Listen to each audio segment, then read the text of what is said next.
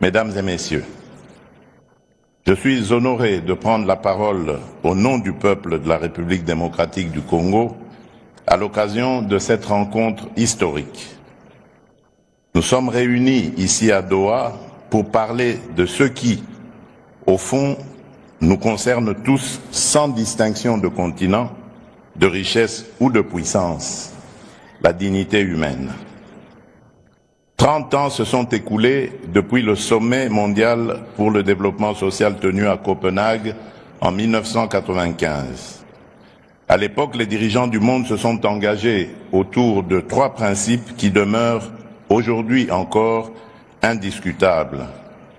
Éradiquer la pauvreté, promouvoir le plein emploi et renforcer l'inclusion sociale. Ils avaient affirmé avec force que le progrès économique et technologique n'a de sens que s'il améliore la vie des gens et élève la condition humaine. 30 ans plus tard, nous avons le devoir moral d'admettre une vérité difficile: le monde n'a pas tenu toutes ses promesses. Car si l'humanité n'a jamais été aussi interconnectée, les fractures qui traversent notre société n'ont jamais été aussi profondes.